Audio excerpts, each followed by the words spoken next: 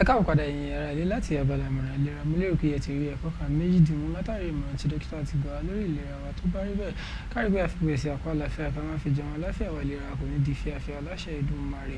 Ọlọ́run á fún wa ní ìlera èyí tó pé àti èyí tó yẹ gẹ́gẹ́ bí a ti ṣe ní ààrẹ tuntun lórílẹ̀-èdè Nàìjíríà yìí tí a dẹ̀ nígbàgbọ́ pé ìtàn orílẹ̀-èdè Nàìjíríà á yí padà sí dáradára.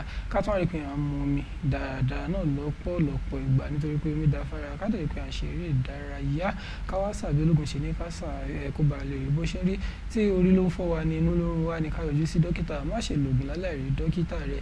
Àmọ̀ràn tèmi fún yín nìyẹn. A tún wà ní abala tó gbẹ̀yìn tó dé ní abala bó ṣe ń lọ níbi tí a máa ń gbàlejò tá a máa ń fọ̀rọ̀ jomi tọrọ pẹ̀lú àwọn àlejò lọ́lọ́kan ọ̀jọ̀kan. Àlejò wa náà ti wà nílẹ̀ agbára pẹ̀lú wa òdú ni wọ́n ń ṣàmù fún olóko. Wọ́n dẹ̀ jẹ́ ẹnìkan tó máa ń gbà ní ọ̀ràn ìyànjú pàápàá jùlọ nípa ìgbésí ayé lọ́kọláya àti bí ìbágbé inú ilé láàrin bàbá ìyá àti àwọn ọmọ bí a ṣe máa dùn tí a máa dán mọ́rán náà ni wọ́n ti máa ń gbà wá ní àmọ̀ràn lórí ẹ̀ ní gbogbo ìgbà lọ́pọ̀lọpọ̀ ìgbà àsìkò sí àsìkò. Kí wá ní nǹkan tí a máa pẹ̀kẹ́ lò láàárọ̀ yìí òun náà ni ìgbéyàwó bí aláìsí. Táwa ni ẹni tí a máa bá wa pẹ̀kẹ́ lò ọ̀rọ̀ yìí tí mo ti ń korí wọn látara wọn náà ni arábìnrin Olúwafẹ́rànmi òní. Ẹ kú ojúmọ́ ẹ káàbọ̀ sórí ètò wa. A kú ojúmọ́. Inú wa dùn láti ẹ sì kújọ́ mẹ́ta bẹ́ẹ̀ ni àwọn ará ilé gan mọ̀ wò pé níbo ni wọ́n lọ wọ́n ti dé báyìí. Ẹ káàbọ̀ ma. Yes ma. Gẹ́gẹ́ bí àkòrí wa pé ìgbéyàwó bí aláìsí àwọn èèyàn máa wí pé ẹni tó ti gbéyàwó aláìsí báwo ló ṣe jọra wọn ṣùgbọ́n kó tó di pé a máa mẹ́nu bà aláìsí ibẹ̀ gangan tó ọ̀rọ̀ yẹn fi súyọ kí gan ni ìgbéyàwó gan jẹ́. Ẹ ṣeun sá. Ìgbéyàwó jẹ́ nǹkan pàtàkì nínú ayé ẹ̀dá. Ìgbéyàwó jẹ́ ìpapọ̀ ọkùnrin àti obìnrin láti di ẹyọ kan. Bí Bíbélì gan ṣe fìdí ẹ̀ múlẹ̀ wípé ọkùnrin á fi bàbá ẹ̀ àti ìyá ẹ̀ sílẹ̀ á ti darapọ̀ mọ́ ìyàwó ẹ̀ kí wọ́n lè bá di ẹyọ kan ṣoṣo. Ní àtàrí àkọ́rí wa yún orí ọ̀rọ̀ tá à ń sọ lónìí yún ni wípé ìgbéyàwó bí aláìsí. Ebi ẹni tó bá gbéyàwó bí nǹkan tẹ́ ẹ sọ náà pé ọkùnrin yóò fi bàbá àti ìyá rẹ̀ sílẹ̀ yóò lọ darapọ̀ mọ́ ìyàwó rẹ̀ bí ẹyọ kan. Nígbà tí a wá sọ wípé bí aláìsí bíi pé ẹni ò tí ṣègbéyàwó bó lè yóò ṣe ti ṣègbéyàwó pé èèyàn ti darapọ̀ yóò sì tún jẹ́ wípé yóò dàbí pé èèyàn ò tí ṣègbéyàwó. Yes ma, ẹ ṣé ma. Ìgbéyàwó bí aláìsí tó wà ń bẹ̀ yẹn ni pé ẹni yẹn ti ṣègbéyàwó quite okay. But èèyàn tún lè wà nínú ìgbéyàwó kó tún máa feel bíi pé òun ṣì single. Ní àwọn ọ̀nà wo? Bẹ́ẹ̀ni, ní àwọn ọ̀nà tó pọ̀ ni. Ọ̀nà kan nínú ẹ̀ ni wípé ṣẹ̀mọ̀ àríbi tí ọkọ tàbí aya tó ń dá gbègbè ayé ẹ̀ nínú ìgbéyàwó yẹn ní ọ̀nà pé kí n ṣàlàyé ẹ̀ báyìí obìnrin àti ọkùnrin jọ ń gbé kò ní pé wọ́n jọ mọ́ra. Obìnrin àti ọkùnrin jọ ń gbé kò ní pé wọ́n jọ jẹ́ ìfìmọ̀ṣọ̀kan. Tí ò bá dẹ̀ ti wá sí ìfìmọ̀ṣọ̀kan kí là ń pè nígbéyàwó? Kò sí. Tí ò bá ti sí ìfìmọ̀ṣọ̀kan kí ni ìdí tí mo ṣe wá wà pẹ̀lú ẹ̀? Kò sí yàtọ̀ ń bẹ nígbà tí mo wà ní single àti ìgbà tí mo tún wá bọ́ sínú ìgbéyàwó náà ìyàtọ̀ ò sí. Ìyẹn ló bí aláìsí yẹn jáde nínú ìgbéyàwó bí aláìsí. Àwọn nǹkan tí ẹ mẹ́nu bàbá yìí wípé bóyá àìsí pé bóyá èèyàn jọ ń sọ̀rọ̀ nínú ìgbéyàwó ṣé torí wípé èèyàn ò bá ẹnìkejì rẹ̀ ìyún partner rẹ̀ kéèyàn mọ́ bá a sọ̀rọ̀ tàbí àwọn nǹkan tí tó jẹ́ wípé nǹkan tó mọ́ ń ṣe nígbà tí ò tí ìgbéyàwó náà ni ó sì ń ṣe ṣé ìyún ó jẹ́ kó túmọ̀ sí wípé ó dàbí pé kò tí ìgbéyàwó náà ni ṣé mọ̀ pé wọ́n máa ń sọ pé kò ń ṣe gbogbo ìgbà ní ọdún ìgbà míì wà tó jẹ́ wípé ọ̀sẹ̀ kan gan èyí sọ pé wo Olúgbéngà wà alright ó yẹ kó wà okay ó yẹ kó understand ṣé ìyún tó pé mi bá pe Olúgbéngà fún ọ̀sẹ̀ kan ṣé ó túmọ̀ sí wípé ó ń gbégbé ayé bí wípé aláìsínú ìgbéyàwó ni. Wọ́n understand yìí mà but aspect ibi tá a fẹ́ sọ̀rọ̀ sí nínú aláìsí yẹn gangan òun ni wípé ṣẹ́rí àtọkùnrin àtobìnrin ló ní bọ́lọ́run ṣe dá wọn. Bẹ́ẹ̀ni. Mo máa ń sọ yẹn dáadáa pé oníkálùkù ló ní bọ́lọ́run ṣe dá wọn. Bá ṣe wáyé bá dàbí school ni. Iléèwé. Bẹ́ẹ̀ni, obìnrin ó dàbí school ọkùnrin dàbí school. Tó bá fẹ́ parapọ̀ mọ́ èèyàn yẹn o gbúdọ̀ lọ kọ́ nǹkan tó pọ̀ nípa ẹni yẹn láti ṣe kíni láti lè mọ irú èèyàn tó jẹ́ láti lè mọ irú nǹkan tó fẹ́ àti ohun tí ò fẹ́. So ìyẹn ló bí wípé nígbà tó ò bá wá mọ nǹkan torí most people can believe pé marriage wọ́n bọ́ sínú ẹ̀ òun ló fà á tí ọ̀pọ̀ ju wa ṣe máa wá ń ké nígbà tá a bá dénú ẹ̀. Ṣùgbọ́n ohun tá a bá ti gbáradì fún láti bẹ̀rẹ̀ bó tiẹ̀ máa wá yọlẹ̀ kò ní pọ̀ ọ̀pọ̀ ju àwọn èèyàn ò take time láti study ara wọn àìdẹ̀ study ẹni yẹn ló máa fà á tẹ́ni yẹn fi máa feel lonely nínú ìgbéyàwó. Òun lẹ máa gbọ́ tẹ́lómi a máa sọ pé I'm still better off when I was single than now.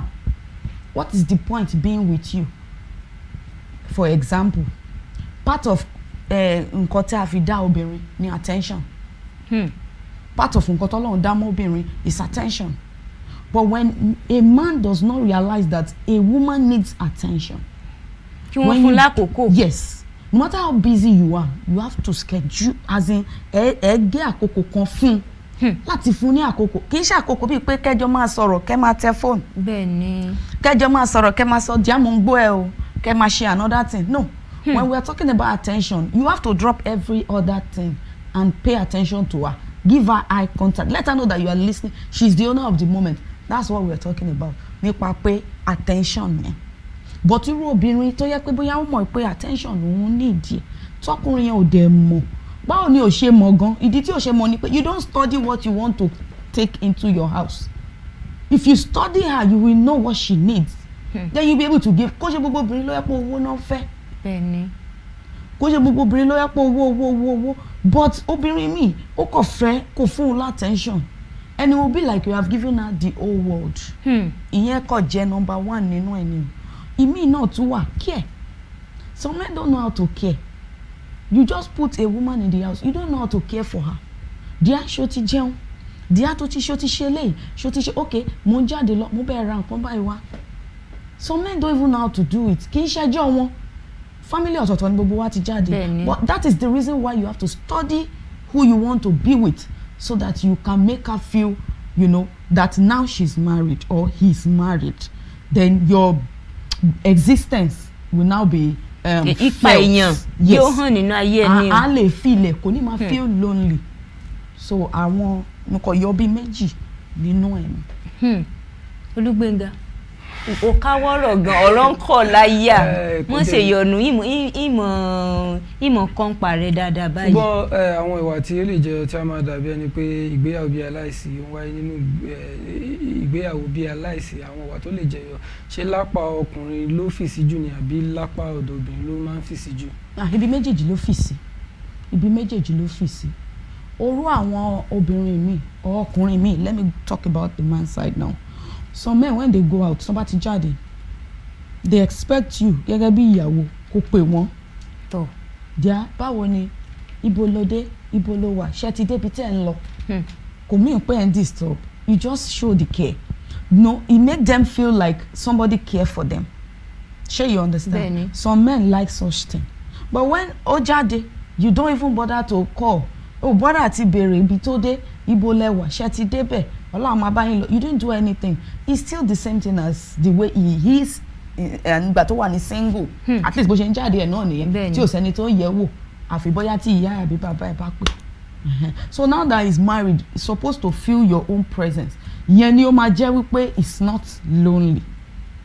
He is as he is married, real married nìyẹn. Ṣé understand? So that's mo kàn fẹ́ sọ̀rọ̀ yẹn nípa ti side ọkùnrin kó má jẹ́ side obìnrin nìkan.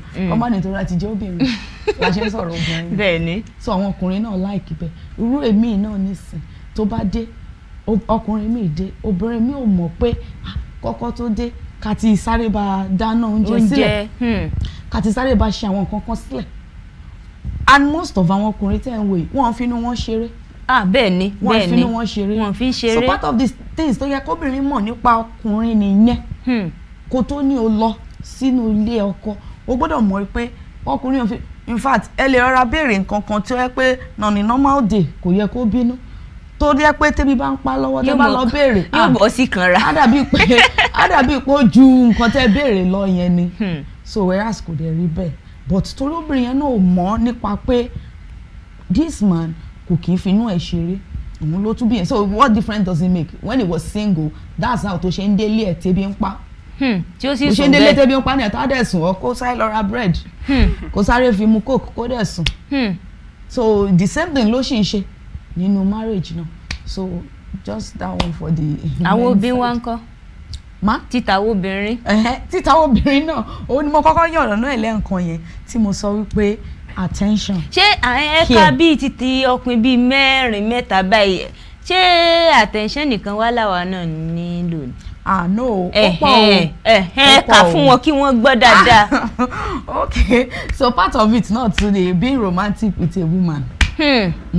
Being romantic with a man is there. Kó mọ̀ fìfẹ́ hàn dáadáa. Ẹ bá sọ níbi ti being romantic tẹ́ sọ yìí kó máa fìfẹ́ hàn sí ìyàwó yìí. Ẹ má gbàgbé pé ní ilẹ̀ adúláwọ̀ gbogbo àwọn kan wọ̀nyí kò fi bẹ́ẹ̀ wọ́pọ̀ láàrin wa pé bóyá tí ẹ mọ̀ pé nǹkan tí èèyàn bá ń rí tó fi dàgbà náà ni ó máa wù ìgbà tó bá dàgbà.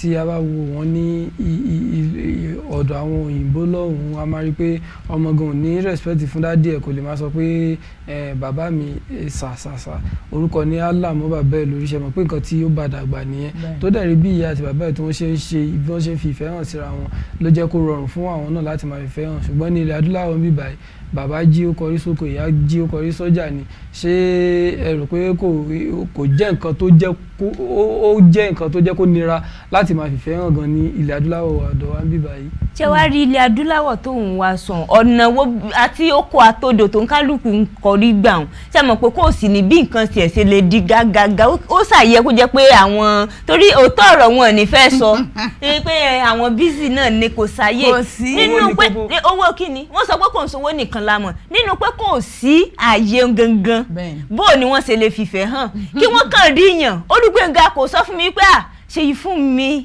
ọmọ rẹ wà aṣọ ẹ ló dá báyìí ìsì máa ń wù mí ni mo ti ń yọ sọ fún ọ̀hún kó lè bá a mọ̀ ó yẹ ẹ dákun. Ọ̀nà tó pọ̀ lálẹ́ fi fìfẹ́ hàn most especially this our generation now èèyàn gbọ́dọ̀ kó side yẹn sẹ́yìn o tó bá kó sẹ́yìn just be outdated and you just be like you are not existing because almost everybody want to feel love. What am I saying? Everybody wants to feel loved. Yes, that's how God created us. We need one another. Bẹ́ẹ̀ni. Yes, that's the way it is. So pé ká wá sọ pé kò ṣe nílẹ̀ Áfíríkà yìí wọn kì í sábà kọbi ara sí yẹn. I will tell you something that most people they have the dream of how they want to live their life. Wọ́n ní bí àfojúsùn bí wọ́n ṣe bí. Wọ́n ní nínú ọkàn wọn. Tó. But wọn ò kí ń feel yẹ. Wọn ò kí ń feel yẹ. So I can tell you that like 90% of everybody has that thing. Wọ́n máa ń convey pé sí mo tẹ̀ ṣe máa fẹ́ kó rí rèé o. Ó sì wù mí báyìí o. Ohun mi like bí mo ṣe bó ṣe wá wà yìí. Mi like bí ọ̀pọ̀jù wa bó ṣe máa rí nínú wa nìyẹn. So it is because we didn't put that side into consideration láti address ẹ wípé a ṣì ní láti mọ ẹni tí a fẹ́ wà pẹ̀lú ẹ̀ náà gbogbo ẹ̀ náà ó sì padà bọ̀ sórí ibẹ̀ yẹn náà ni. Sọ̀rọ̀ pé nìkan ẹ̀jẹ̀ náà ló wà nínú gbogbo wa táwọn tó wà ní òkè òkun àtàwọn tá a wà ń bí ẹ̀jẹ̀ kan náà àbí kò sẹ́jẹ̀ àwọn yóò ṣáà ń ṣe áńgẹ́lì kò sẹ́jẹ̀ dúdú so ẹ̀jẹ̀ kan náà so we are all human beings. We all need this love. We need to feel it. So it's when you don't feel it, you begin to feel lonely and you begin to feel like, what's the point being married? Gbàyẹ̀lú mama di pé ó ń wà discouraged. Ó ti bẹ̀rẹ̀ sí ní react wrongly. Ó ti bẹ̀rẹ̀ sí ní act funny. Kò ṣe bó ṣe mọ̀ tẹ́lẹ̀ mọ́. So ṣe rí ọ̀rọ̀ yìí mo mọ̀ pé àwọn aráalé gan-an inú wọn dùn pẹ̀lú orí ọ̀rọ̀ tí àti ẹ̀sọ́ yìí ni mo wá tiẹ̀ ṣe fẹ́ béèrè látàrí nǹkan tí àṣọ ìṣẹ́mu kó mọ́ sọ pé tí ò bá nídìí obìnrin ò jẹ́ kúmọ́lú kí gan ni mọ́ ń fà ṣé torí wípé ìráyè àbí ó wù mí kò ṣe nìkan náà tiẹ̀ ni gbogbo ẹ̀ wá ṣe máa ń rí báyìí nínú ìgbéyàwó tó jẹ́ wípé nígbà tó bá gbéyàwó ó sì tún ìgbà tó wà ní ọ̀dọ́ gan yóò sì wù ọ́ gan kí gan ni máa ń fà gangan ṣé àwùjọ ni àbí torí wípé àmọ́ra wa dáadáa kó tó di wípé àwọnú ìgbéyàwó. It's still about èèyàn kankan individual. If you don't know what you want, you don't know how to go about it. Kò sí nǹkan ọ̀nà Àbújá kò sí lọ́rùn ọ̀pẹ nǹkan tó tí mi ò bínú sí mo fẹ́ cup right báwo ni mo ṣe as a team bá really mọ̀ pé mo fẹ́ cup báwo ni mo ṣe fẹ́ wá cup yẹn báwo ni mo ṣe fẹ́ ṣètọ́jú cup yẹn tí bá lò tán àbí so nǹkan tí mo ti mọ̀ pé this is what I want automatically nǹkan yẹn ni máa bá lọ àbí so most wa ní let me say in this Africa we don't really put that into consideration by discovering what do you want. Ìyẹn ni pé nǹkan àkọ́kọ́ ni wípé a mọ̀ nǹkan tá a fẹ́ gangan nínú ara wa eléyìí tá bá kàn ti rí là ń lò. So because if you know what you want you will know how to go about it. You will know how to care for it. Ìgbà téèyàn bá tiẹ̀ rí tán gan èyàn ò mọ̀ bí èyàn ò ṣe pamọ́. Yes a mọ̀ bó ṣe máa tọ́jú ẹ̀ a mọ̀ bó ṣe máa ṣe jẹ́jẹ́ tí ò ní ṣe níṣe pé bí mo ṣe rí ni màá ṣe ṣe ṣe ti understand. So téèyàn bá ti mọ ohun tó fẹ́ a mọ̀ bó ṣe máa dáàbò bò bó ṣe máa dáàbò bò bó ṣe máa ṣe tọ́jú ẹ̀ a mọ̀ so òun ló fi máa ń báyàn kalẹ̀ ṣe ti understand. So but in a case whereby you don't know what you want báwo ló ṣe fẹ́ ẹ ti understand báwo ló ṣe fẹ́ mọ nǹkan tí o fẹ́ wá gangan so òun ni nǹkan tí mo rí nípa ẹ̀ nìyẹn. Ó dà ẹ jẹ́ ká wo ayé òde òní tó yẹ pé ọkọ ń ṣiṣẹ́ ìyàwó ń ṣiṣẹ́ a dẹ̀ ní pé ìgbéyàwó bíi aláìsí àti àwọn kan tètè kà kalẹ̀ pé bẹ́ẹ̀ ìfẹ́ hàn sí ara ẹni kí wọ́n dẹ̀ máa wá àsìkò bẹ́ẹ̀ láti fi ọ̀rọ̀ jomi tó rọrọ̀ láàrin ara èèyàn tí kò ń ṣe pé bẹ́ẹ̀ ọkọ ń sọ̀rọ̀ ìyàwó ń tẹ fóònù tàbí ìyàwó ń sọ̀rọ̀ ọkọ ń tẹ fóònù ká ó gbé àwọn tó ń ṣe iṣẹ́ ìjọba tó yẹ pé bẹ́ẹ̀ bí ìyàwó ń ṣiṣẹ́ nọ́ọ̀sì láti tètè jí kúrò nílé láàárọ̀ ìgbà tó bá máa fi dé lálẹ́ àti rẹ̀ á lọ sùn ọkọ náà ń ṣe iṣẹ́ ìjọba mìíràn ají lọ láàárọ̀ adélálẹ́ ìjẹ́ ààyè tiẹ̀ lè wà rárá fún wọn láti fi ààyè ìbánisọ̀rọ̀ sílẹ̀ tàbí láti rub mind pé nǹkan tó ń lọ lọ́kàn tiẹ̀ lélẹ̀ nǹkan tó ń lọ lọ́kàn tèmi lélẹ̀ yìí ọ̀nà àbáyọ tá lè gbé gbà rí ọ̀nà ilé ìlà lè gbé gbà ṣé irú nǹkan bẹ́ẹ̀ tiẹ̀ lè wáyé nínú ìgbéyàwó tí ó bá jẹ́ pé iṣẹ́ kò jẹ́ kó jọra yìí. ẹ ṣeun sir number one thing tèmi máa kọ́ sọ ni pé ẹni bá ti fẹ́ marry ó gbọ́dọ̀ mọ̀ pé marriage is responsibility. Responsibility ni responsibility ẹ wá pé sọ́nà oríṣiríṣi you are not the owner of yourself anymore you have somebody to look after ọ̀nà oríṣiríṣi ló pín sí so tírú situation yẹn bá wáyé it's not a problem at least wọ́n máa jẹun at least wọ́n ní àwọn responsibilities wọ́n fẹ́ gbọ́ right a lè ní kọ́ máa gbọ́ but a rí àwọn couples tó yẹ pé wọ́n á mọ̀ ọ́n mọ̀ ó lè jẹ́ weekend ni wọ́n máa jọ fix time ara wọn sí so that they will be able to have time to cover up for the days tí wọn ò ráyè but à ń sọ̀rọ̀ nípa àwọn tó yẹ pé kì í tiẹ̀ ṣe iṣẹ́ gan ló dá wọn dúró kì í ṣe pé mo fẹ́ lọ make owó òun ló jẹ́ kán wà lọ́tọ̀ọ̀tọ̀ nínú ìgbéyàwó à ń sọ̀rọ̀ nípa àwọn tó yẹ pé àyè gan wà àyè wà fún wọn but wọn kò bí ara sí gbogbo àwọn nǹkan wọ̀nyí ni so òun ló túbọ̀ ń fa ìfàsẹ́yìn òun ló dẹ̀ máa tún máa fa ìbànújẹ́ fẹ́nìkejì tó wà nínú ìgbéyàwó òun náà dẹ̀ ló ń fa breakage home these days because when the other person does not feel your impact kí ni tàbí kí wá ní kókó ó máa end up sọ pé kí ni ìgbéyàwó ta ìgbéyàwó máa rí tó máa pa àwọn ọ̀rẹ́ wọn tó máa hang out while the other party is at home you know when you can easily stay with the other person in the house and still talk and gist but gbà yẹn náà máa hang around náà máa jáde lọ pẹ̀lú àwọn ọ̀rẹ́ wọn náà máa ní àwọn fẹ́ débì kan àwọn fẹ́ ṣe nǹkan míì so. ṣe mo ní ìbéèrè kan lára àlàyé tẹ́ ṣe kalẹ̀ ṣùgbọ́n kó tó ní bí màá béèrè jẹ́ ká dókè lọ́hùn kalẹ̀ rẹ̀ mọ́ mi nígbà tí a bá padà dé kí ẹ wá tẹ̀síwájú ẹ̀yin ará ilé ìkànnì Kaftan TV Yorùbá náà lè ṣe wà níbi tí a ti ń gbé ń ṣàfojúsùn ayé tó rẹwà mo nígbà pé ẹ̀yin náà ń ṣe àfojúsùn ayé tó rẹwà lórí ètò yín ètò wa Kaaro Oojire ẹ jẹ́ ká dókè lọ́hùn kalẹ̀ rẹ̀ mọ́ nígbà tí a bá padà dé kí ẹ wá tẹ̀síwájú.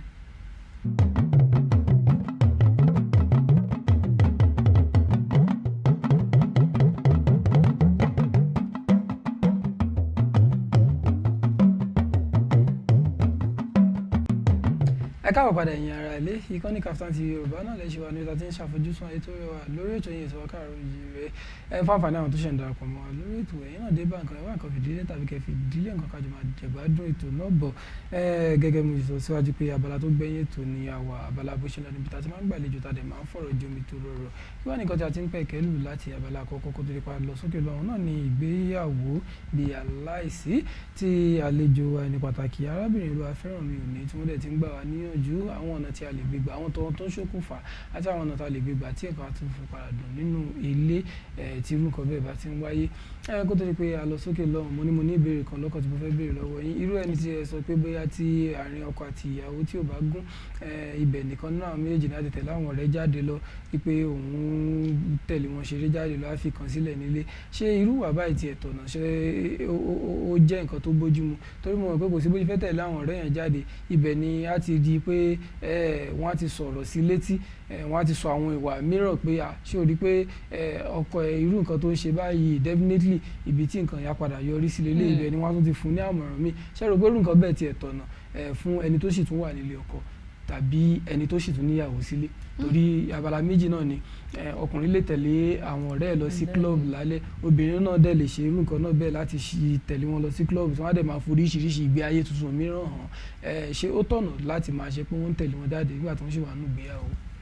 ẹ ṣeun sir well ó ní bí oníkálukú ṣe ń mú ìgbéyàwó ẹ̀ ó ní bí oníkálukú ṣe ń handle marriage tí ẹni àwọn party A ò lè ṣe party B lè ṣe o kò dẹ̀ session bẹ̀ understanding ni now pé nípa ti ọ̀rẹ́ ọkùnrin lè lọ́rẹ̀ obìnrin tó dẹ̀ jẹ́ ìyàwó náà ó lè lọ́rẹ̀ but ó sì boils down sórí pé your own self person if you are comfortable with the friends it's fine tí other party ẹ̀ náà bá dẹ̀ ti wà comfortable pẹ̀lú ẹ̀ kò session bẹ̀ but tó bá ti notice gbogbo náà la mọ̀ right from wrong tá bá ti kó àwọn ọ̀rẹ́ tí ò tọ́ a mọ̀ àfi tá kò bá fẹ́ sọ ni a mọ̀ so when you are with wrong parties you have to step away from them because kò sí bó ṣe máa jẹ́ tó bá ń tẹ̀lé wọn lọ nídìí ẹ má worry no I know what I'm doing kò sí ohun tó fẹ́ fà á má worry fọkàn ẹ balẹ̀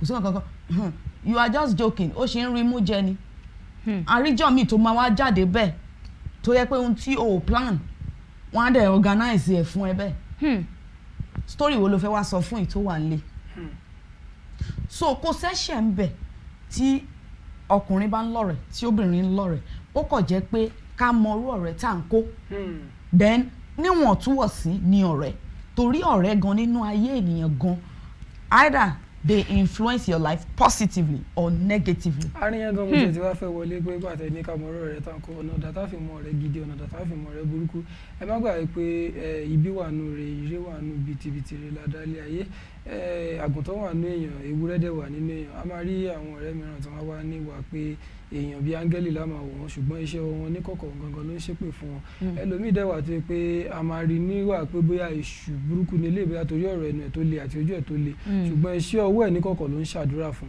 irúfẹ́ nǹkan báyìí ọ̀nà dàtà fi dá wọn mọ̀. máa back point yẹn up first pẹ̀lú Bible in the book of Proverbs 22 verse I guess 24. ìyẹn òwe ògbé. ó sọ ń bẹ̀ ó ní make no friend with an angry man and with a furious man thou shalt not go. tabaníkà wò Bible náà confirm ẹ̀ inú ìwé òwe a rí wípé nǹkan bí ọgbọ́n ló kúnnú ìwé òwe. bẹ́ẹ̀ni. ọgbọ́n lèèyàn dẹ̀ fi ń lo ilé ayé yìí.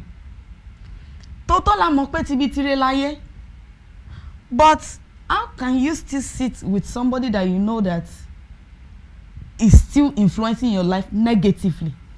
How can you still sit with the person and still claim that tibi tire láyé? No. You have to do what is right. ALEJO kò sórí pé tibi tire láyé ntọ́ ẹ̀dẹ̀ ń ṣe yẹn ó hot ẹnì kejì ẹ nínú marriage. Ìkan tó jẹ́ kí ìbéèrè yìí jẹ́ ni pé mo ti ní àǹfààní láti rí ìrírí kan nígbà tí a wà nílé ìwé ẹ̀kọ́ gíga a máa rí àwọn èèyàn tó yẹ pé wọ́n á wá níwà ọ̀rẹ́ níwà èèyàn ọmọlúàbí ọ̀rẹ́ ni wọ́n ó tutù ọ̀rọ̀ ọgbọ́n ìwà ọgbọ́n kódà wọ́n á tún súnmọ́ Ọlọ́run ju èèyàn gan lọ tí wọ́n á tún máa pèèyàn sí ilé Ọlọ́run ṣùgbọ́n ní ìgbà tí a bá fi di òpin ẹ̀ a rí i pé nǹkan mìíràn náà ṣe ní ọ̀nà wo àti ní àwọn nǹkan tó yẹ pé àjọwọlé nílé ẹ̀kọ́ gíga nígbà náà sáà àkọ́kọ́ ìyẹn first semester àwọn ẹni yìí wọ́n súnmọ́ Ọlọ́run dáadáa tó yẹ pé tí wọ́n bá ń lọ sí ilé ìjọsìn àwọn ni àwọn àkọ́kọ́ rí wọn ò pa ilé ìjọsìn kọ́kọ́ jẹ àwọn fellowship àárín ọ̀sẹ̀ ni wọn kì í pa jẹ ìgbà táwa fi di sáà kejì ẹ̀mọ́ èèyàn ti nígbàgbọ́ nínú wọn pé ẹni tó súnmọ́ Ọlọ́run tó báyìí tó yẹ pé ọ̀rọ̀ ẹnu ẹ̀ àti ìwà ẹ̀ gan èèyàn tútù bí àdàbà ni ìgbà tó di sáà kejì ló wá di pé ó wá di ọ̀rẹ́ mi ò dẹ̀ yá mi ní owó iléèwé ẹ̀ kí n fi sáré san pé tí àwọn òbí mi bá ti bá mi mú tọ̀dọ̀ tèmi àbí tí mo bá fẹ́ ṣe nǹkan kan máa dá padà fún ẹ bọ̀ ìyá wò pé torí ọ̀rọ̀ ẹnu ẹ̀ tó tutù àti ìwà ẹ̀ tó tún jẹ́ ẹni tó súnmọ́ Ọlọ́run tó yẹ pé gbogbo ìgbà ẹ̀ máa rí pẹ̀lú Bíbélì ni ṣe mọ̀ pé irú èèyàn bẹ́ẹ̀ ṣòro dámọ̀ ìgbà tó di pé gba owó tán ló di pé fẹsẹ̀ fẹ́ tó wá di pé ìgbà yẹn gan tó wá mọ̀ pé tó wà nínú ẹgbẹ́ òkùnkùn ṣe mọ̀ pé léèyàn ṣòro láti dámọ̀ kò ń ṣe pé bẹ́ẹ̀ wọ́n ní wọ́n pé nǹkan tí a ti rí tí a dẹ̀ ti gbọ́ ni tí ó jẹ́ pé ó jẹ́ nǹkan ìyàlẹ́nu pé ẹni tí ó jẹ́ àbí ṣé wọ́n parọ́ mọ́ lágbájá ni. Sherry, tí bá fẹ́ sọ ọ̀rọ̀ yẹn màá go more than that. The fact is that I will advise people not to go in this life with ordinary physical body. You understand? If you encourage the Holy Spirit, that is the spirit, right? So don't do ẹ má ṣe gbogbo nǹkan yín nípa tara nìkan. Ẹ má involve nípa ti ẹ̀mí mọ́. Irú ẹni bẹ́ẹ̀ tó bá jẹ́ pé èèyàn tí ó mọ Ọlọ́run díẹ̀, tó súnmọ́ Ọlọ́run díẹ̀, tó ń béèrè ìtọ́ni díẹ̀díẹ̀ lọ́wọ́ Ọlọ́run. Irú ẹni bẹ́ẹ̀ ẹ̀mí máa ti tú àṣírí ẹ̀ fún un. Á tú àṣírí irú ẹni bẹ́ẹ̀ á tú fún un. Ṣé I understand? When mo sọ pé màá fẹ́ go a little bit away from that side there into the spiritual part. Á tú àṣírí ẹ̀ fún tó tọ́ ènìyàn ní gbogbo aṣọ ló dẹ̀ ń bo gbogbo wa. Tí gbogbo wa ń ṣe, tá ń ṣe ní kọ̀rọ̀, kò sẹ́ni tó mọ̀, tá bá kọ̀ tí sọ àti bọ́n ṣe rí wa ni wọ́n mọ̀. But téèyàn yẹn bá kún fún agbára, which is agbára ẹ̀mí mímọ́, tó bá kún fún agbára yẹn kò sí ni lábẹ́ bó ti kò rí àṣírí ẹ̀ máa tú sí èèyàn lọ́wọ́. And fún irú ẹni bẹ́ẹ̀ yẹn tẹ̀ sọ yẹn ó lè máa gbé Bible kiri ẹnìyàn nígbàlà ọkàn, that's it. Kò nígbàlà ọkàn, ọ̀tọ̀ ni pé mo jẹ́ Christian, ọ̀tọ̀ ni pé mo nígbàlà ọkàn ti tèmi, that is personal salvation. So irú ẹni bẹ́ẹ̀ ò nígbàlà ọkàn ó kàn jẹ́ Kristẹni ló fi bójú. Ọ̀dà náà tá a bá wá sọ wípé ká padà sí ọ̀rọ̀ ìgbéyàwó tí gbogbo ẹ ti rí bó ṣe rí tó jẹ́ wípé àwọn míì ti ń kojú irú nǹkan yìí nínú ilé pé bóyá wọ́n wà nínú ìgbéyàwó ṣùgbọ́n ó dàbí wípé wọ́n ti gbéyàwó gan ni ṣé ọ̀nà àbáyọ kankan tiẹ̀ wà ṣé kí wọ́n mọ̀ báyìí ni àbí kí wọ́n kúkú padà sí bí wọ́n ṣe wà tẹ́lẹ̀.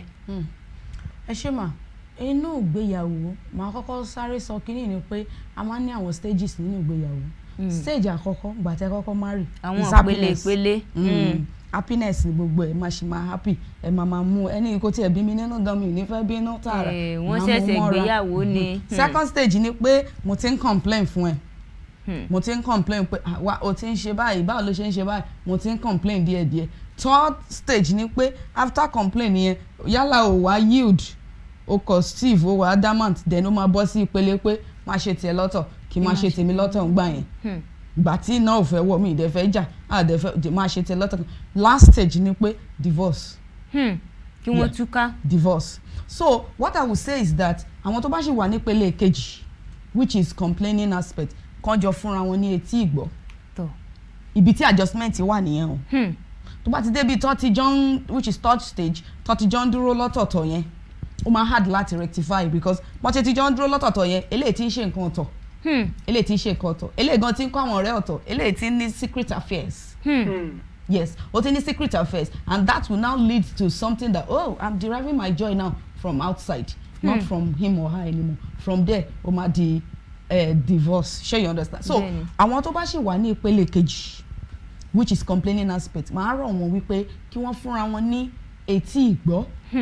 Tí wọ́n bá sì fẹ́ràn ìgbéyàwó yẹn o wọ́n fúnra wọn létí ìgbọ́ wọ́n try láti sọ ohun tó bá jẹ́ ẹ̀dùn ọkàn tó ń ṣe fún mi retí mi ò like now ohun tí mò ń ṣe retí mi ò like ó dá má bínú kọ́ parí ẹ̀ síbẹ̀ kọ́ dẹ̀ ṣẹ̀ṣẹ̀ wá kọ́ wá máa ṣe ohun tí oníkálùkù ti sọ. But àwọn tó bá ti bọ́ sí third stage tó ti wà ní pé mò ń ṣe lè lọ́tọ̀ mò ń ṣe lè lọ́tọ̀ ó gba orí ọ̀fẹ́ Ọlọ́run àti àdúrà o torí tí eléyìí bá ti bọ́ síta àti fà á padà wọnúlé orí ọ̀fẹ́ Ọlọ́run ni. So third stage yẹn tí ìkan bá discover pé we are the third stage kó fi àdúrà tì lẹ́yìn kó dẹ̀ fi ìwà tó dáa kún kó fi ìwà tó dáa kún so that by so doing Ọlọ́run á fọwọ́ tọ́kùn ẹ̀ á lè padà wá sílé. Ṣé ti understand? But àwọn tó bá dẹ̀ tí wàá bọ́ sí last stage divorce I don't think there's anything we can do about that one. Kò sádùrà fókù mọ́. kò sí solution. So that's what I can say about that. Àmọ́ nígbà tí ẹ ń sọ wípé ìtúká ṣé kí èèyàn kàn mọ́ fún ẹnìkejì rẹ̀ ní àyè nínú ìgbéyàwó tàbí kéèyàn mọ̀ mọ̀ ẹnìkejì rẹ̀ tó bó ṣe yẹ kó tó àbí kéèyàn mọ̀ fi ìfẹ́ hàn sí àbí kéèyàn mọ̀ tiẹ̀ kọbi ara sí ṣé ìyún gan ó tó nǹkan tí èèyàn lè yapa sí ni.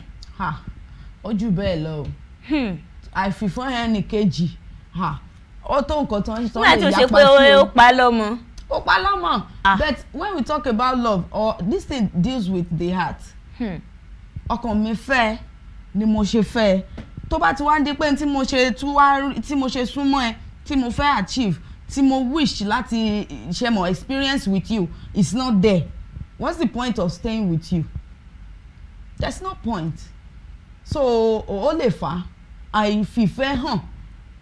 Ó lè fà torí àìfìfẹ́ hàn gan ó bí ọ̀pọ̀lọpọ̀ nǹkan jáde ibi tó yẹ kó ti take note pé ẹni yìí kò sí ní right mood kó tètè adjust kó tètè bá sọ̀rọ̀ kó tù nínú àìsí ìfẹ́ ń bẹ kí ló ṣe fẹ́ mọ̀ pé kò wà okay.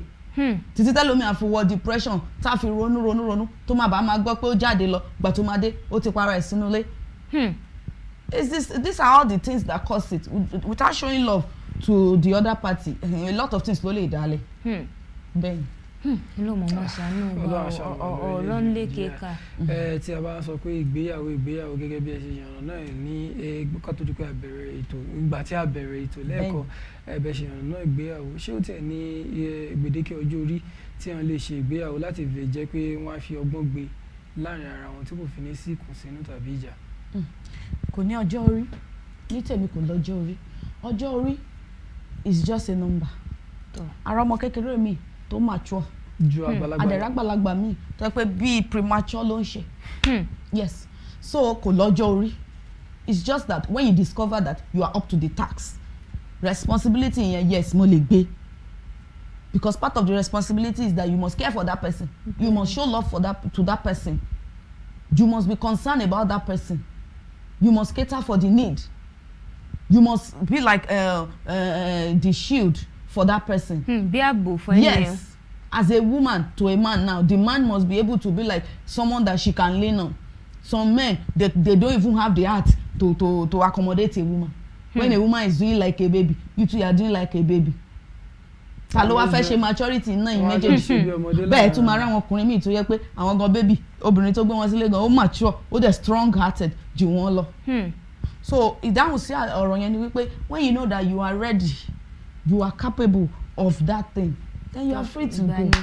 Yeah, but I just say that you must reach the that is the age 18, which is what we know. Yeah.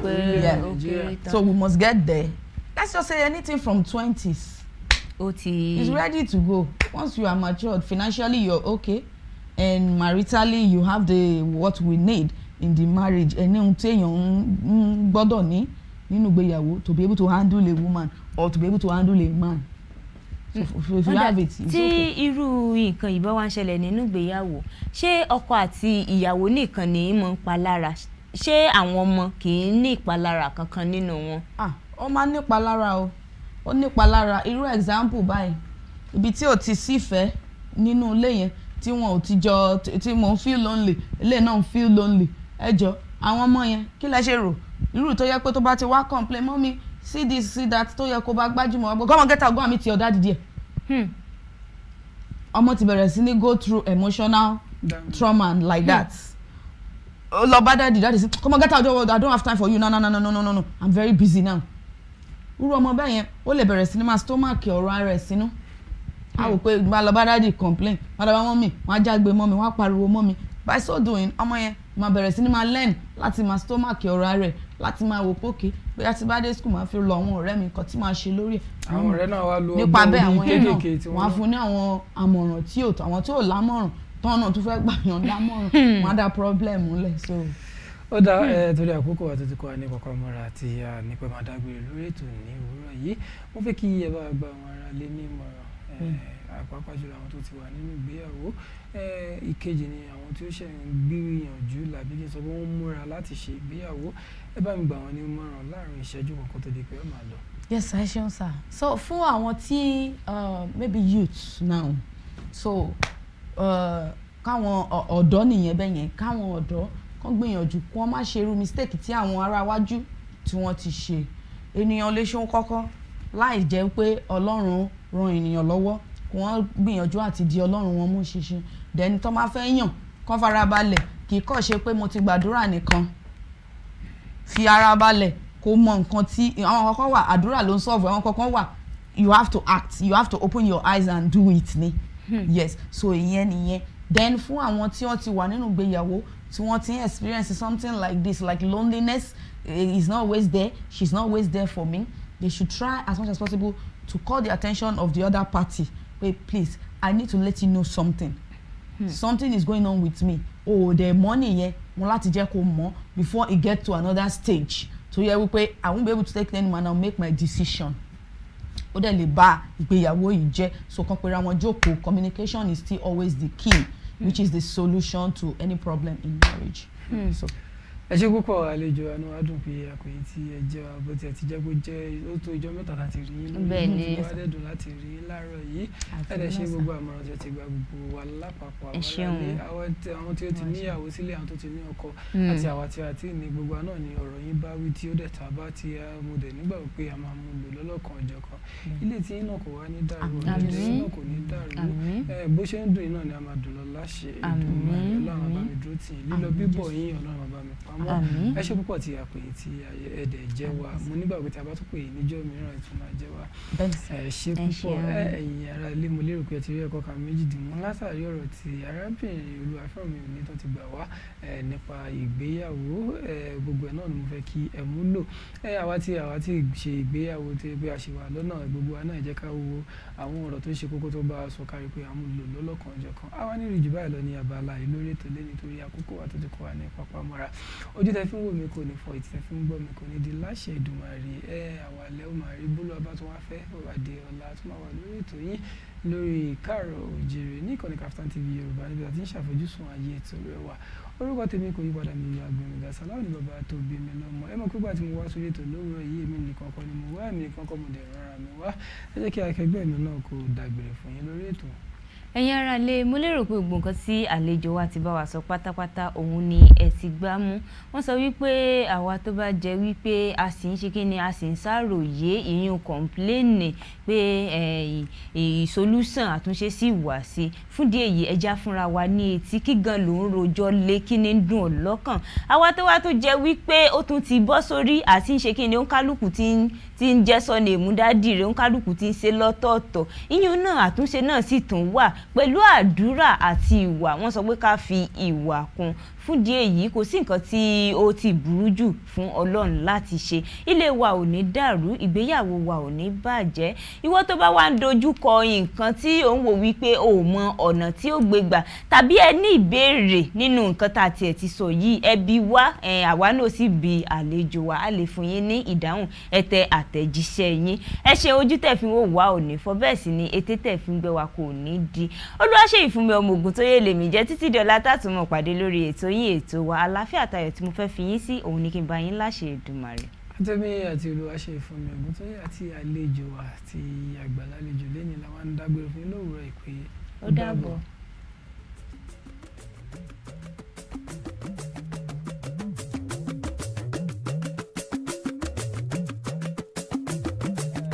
àìrí àìná àtẹ̀gbọ́n rẹ̀. ojúmọ́ bá ti mọ́ olóko amọ́kọ́ bọ́ọ̀yẹ́ bálà olódò agbákèrè ńdòròdò lọ́pọ̀n mi Káàárọ̀ Oòjíire bí nìyẹn Yorùbá ń kíra wọn Káàárọ̀ Oòjíire lórí ìkànnì KAFTAN TV Yorùbá àgbà ló tó rò ó lọ ọba ló tó yẹn ìrìn fọn Káàárọ̀ Oòjíire àjíbùmù omi ọgbọ́n fún gbogbo tèwe tàgbà ká tó bẹ̀rẹ̀ iṣẹ́ òòjọ́ wa lábala láṣọ àlùbọ́sà abala àkọ́kọ́ labala ìròyìn ní yàjóyàjó tí abala ọ̀rọ̀ ilẹ̀ adúláwọ̀ jẹ́ abala ẹlẹ́ẹ̀kejì agbo amúlùdùn labala kẹta ìmọ̀ràn ìlera labala kẹrin abala bó ṣe ń lọ labala tí Lameeto ìlú yóò ti wà níkàlẹ̀ láti máa yànnàná gbogbo bó ṣe ń lọ lórí ètò agbo àwọn òṣèré ńkọ́ ó kù báyìí nìbọn ro Káàárọ̀ Oòjíire bẹ̀rẹ̀ láti aago 7 sí aago 9 òwúrọ̀ wákàtí méjì gbáko láti ọjọ́ ajé Monday tó fi di ọjọ́ ẹtì Friday. Káàárọ̀ Oòjíire, àkànṣe ètò fún gbogbo ará ìlú. Káàárọ̀ Oòjíire, àkànṣe ètò fún gbogbo ènìyàn.